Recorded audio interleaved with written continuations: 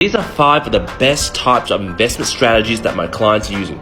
Check which one is yours. Number 1, my personal favorite, negative gearing property investment strategy. In other words, this strategy is also called lose $1 to claim back 40 cents back strategy. So what that really means is if you have an investment property and the rent, for example, is a 3% yield, mortgage repayments around 4.5% to 5%, you're technically making a 1% to 1.5% loss every month on this investment property. So say for example, your loss was $10,000 in terms of net rental income received and mortgage expense going out. Now through negative gearing, you can claim that back, but you don't get all of it back. So for example, every dollar that you lose, you can claim back 40 cents. Negative gearing isn't like a bulletproof way of avoiding tax. It's not. It's for people who want to buy and hold property and want long-term capital growth. And the rent that we receive from our tenants is just to lessen the holding costs of holding onto this property. To give you a rough idea of what negative gearing does through buying property is, for example, if you're on a 500k income, obviously you're paying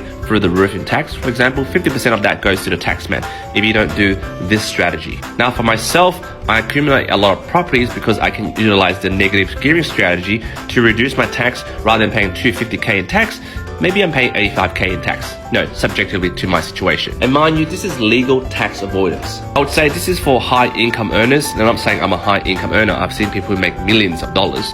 But you know, you gotta be around the 350 to 500k mark or even more to do this. It's not for people who are earning under 150k. Because essentially it does hurt your bottom dollar when you're like losing $1 just to claim 40 cents back. But it makes a lot of sense to me where if I lose $1 and I'm getting back 40 cents back, this small holding costs where I'm also losing money but also, you know, making a little bit of back. If my property goes up in a lot of high capital growth, which they are because I'm buying properties in Sydney, you know, collectively in 10 years, I probably will be banking $3 or $4 million of capital growth. Then losing money every year, like $10,000, $20,000 a year, that's okay. That's a loss I can take. Number 2, positive gearing property strategy. By the way, this video is a little bit long, so save it and favorite for later. A positive gearing strategy is when you select properties that don't have very strong capital growth, because you can never buy property that has very high yield and also high capital growth.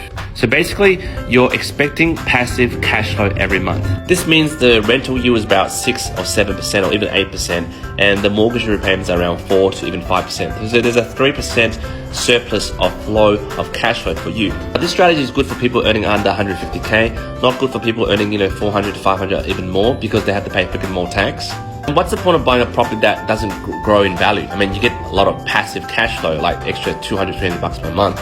But so what? Now, for some people, it's a lifestyle choice. They want to, eventually quit their jobs, especially if they're PAYG. They buy a whole set of property and then it gets passive cash flow. They can, work part-time, work casual, and all that stuff. But for people who are like self-employed, people like myself who work crazy hours but make a lot of money, that's not our preference. We want to buy property that has a lot of capital growth.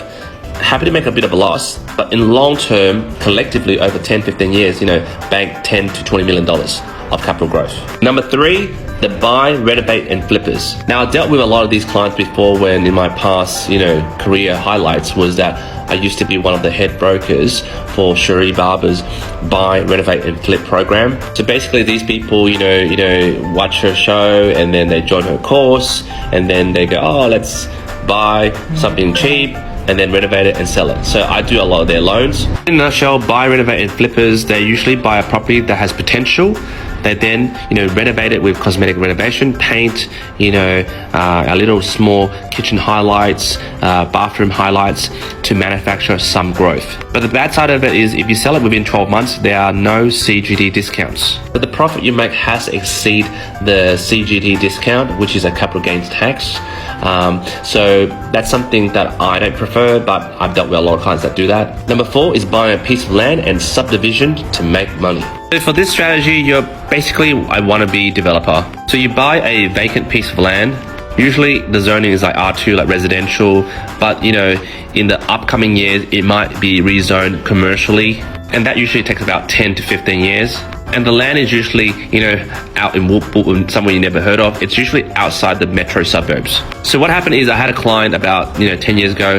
He bought a house with a lot of acres of land in Kellyville for $2 million. So that's pretty cheap back then. We're talking about 20 years ago. Just a couple of years ago, he subdivided this land and had probably about 10-15 pieces of land. He's selling it for $750K each per piece of land. This type of strategy is for people who have long-term vision, serious investors, and not your PAYG mum and dad, typical, worker. They don't have that type of vision. They don't have that type of money as well. And honest to God, I don't have that vision as well, because that's a lot of bank to put in to buy a vacant piece of land and hold it for that long, and then have the idea to subdivide it depending on council approval, and then sell it and make tons of money.